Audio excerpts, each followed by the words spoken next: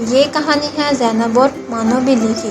ایک تھی مانو بلی جو کسی کی چہیتی یا لاڈلی نہ تھی۔ اس نے شہر کے ایک کباڑ خانے میں آنکھ کھولی اور پھر اپنی ماں اور دوسرے بہن بھائیوں کے ساتھ مختلف جگہوں کی تبدیلی کے بعد ایک قصاب کی دکان کے پاس رہنے لگی۔ وہ ذرا بڑی ہوئی تو ایک دن اس کی بہن رانو بلی کو ایک بہت پیاری سی بچی ایک بڑی سی گاڑی میں بٹھا کر لے گئی اور اس کا بھائی خونخوار کتے کے ہاتھوں دنیا سے رخصت ہو گیا۔ وہ ذرا بڑی ہوئی تو اس کی ماں اسے چھوڑ کر چلی گئی۔ مانو بلی کئی بار اپنی ماں کے پاس گئی کہ شاید اسے پہچان لے، لیکن وہ اسے ہمیشہ اجنبی بن کر ملتی اور مار پیٹ کر بھگا دیتی۔ مانو بلی نے بھی آہستہ آہستہ اپنی ماں کو بلا دیا اور یوں ہی گلیوں میں آوارہ پھرنے لگی۔ ایک دن اچانک اس نے اپنی بہن رانو بلی کو دیکھا۔ وہ ایک بہت بڑے سیلان میں گھاس پر بیٹھی دودھ پی رہی تھی۔ مانو بلی فوراً آگے بڑھی اور اسے پکارا، لیکن اس نے بھی بہن کو پہچاننے سے انکار کر دیا اور اسے اپنے گھر سے نکال دیا۔ مانو بلی کا دل ٹوٹ گیا۔ وہ باہر نکلی تو ایک شریر بچے نے نشانہ لے کر ایک پتھر اسے دے مارا۔ پتھر اس کی ٹانگ پر لگا اور وہ لنگڑا کر گر پڑی۔ بچے کے ساتھی اس کے اس سنہری کارنامے پر کہکہے لگانے لگے۔ مانو بلی بڑی مشکل سے اٹھی اور اپنی ٹانگ کے ساتھ بھاگ کھڑی ہوئی کہ کہیں باقی بچے بھی پتھر لے کر اس پر اپنا نشانہ نہ آزمانے لگے۔ اسے انسانوں پر غصہ آنے لگا کہ وہ کس سیدھا دلیری سے ہم جیسے معصوم جانوروں پر ظلم کرتے ہیں اور انہیں کوئی کچھ نہیں کہتا۔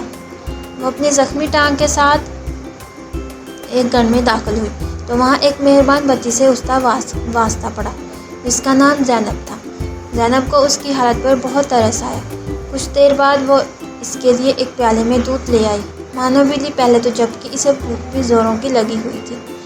مانو بلی نے تھوڑا سا دودھ پیا تو اس کی بھوک اور زیادہ جاگ اٹھی۔ اس نے جلد ہی سارا دودھ پی لیا اور لیٹ گئی۔ زینب اندر چلی گئی تو مانو بلی نے بھاگنے کا سوچا، مگر اپنے اس نئے مہربان دوست کو چھوڑ کر جانے کا جی نہ چاہا۔ آخر زینب آئی تو اس نے ہاتھ میں مرہم پٹی تھی۔ مرہم پٹی ہونے کے بعد مانو بلی کو کچھ سکون ہوا تو وہ سو گئی۔ اگلے دن زینب اسے اپنے گھر کے اندر لے گئی۔ اس کے والدین بھی مانو بلی کو مہربان اور اچھے معلوم ہوئے، چنانچہ جلد ہی وہ اس گھر میں گھر کے ایک فرد کی طرح رہنے لگی۔ مانو بلی کا دل وہاں لگ گیا۔ ان سب کی مہربانیوں کا صلہ اس نے یہ دیا کہ اس گھر میں سے تمام چوہوں کو گھر چھوڑنے پر مجبور کر دیا۔ لال بیگ اور دوسرے کیڑے مکوڑے بھی اس نے ختم کر ڈالے۔ جب سے وہ اس گھر میں آئی تھی چوہوں کی جان پر بنھی ہوئی تھی۔ ان کا کوئی حربہ کامیاب نہ ہوتا۔ مانو بلی جٹ انہیں پکڑتی اور کھا جاتی۔ اچھا کھانا، آرام اور سب کی توجہ ملنے لگی تو مانو بلی آہستہ آہستہ کام چور ہونے لگی۔ کھا پی کر وہ سارا دن سوتی رہتی، اکثر چوری چھپے دودھ بھی پی لیتی، کبھی دوسری چیزیں بھی چپکے سے ہڑپ کر جاتی۔ زیادہ کھانے کی وجہ سے مانو بلی بہت موٹی ہو گئی، چلنا پھرنا اس کے لیے دوبر ہو گیا۔ ایک روز چوہوں نے باورچی خانے میں ہلہ بولا تو مانو بلی ان کے پیچھے دوڑی، مگر جلد ہی تھک گئی۔ چوہے بھی مانو بلی کی کمزوری جان گئے تھے۔ وہ ہر روز ادھر ادھر پھرتے اور مانو بلی انہیں پکڑ نہ پاتی کیونکہ وہ بہت موٹی ہو گئی تھی۔ دوڑنے سے اس کا سانس پھول جاتا اور وہ تھک جاتی۔ ایک دن اس نے گھر والوں کو کہتے سنا کہ مانو بلی کو چھوڑ دینا چاہیے کیونکہ یہ کسی کام کی نہیں رہی۔ اتنا سن کر اس کے ہوش اڑ گئے۔ اسے اپنا گلیوں میں پھرنا، شرارتی بچے کا پتھر مارنا اور غریبی کے دن یاد آ گئے۔ اسے انسانوں کی خود غرضی پر غصہ آیا، لیکن قصور اس کا اپنا بھی تھا۔ چنانچہ اگلے دن سے اس نے کھانا پینا چھوڑ دیا اور باقاعدگی سے روزانہ بھاگنا، ورزش کرنا شروع کر دی۔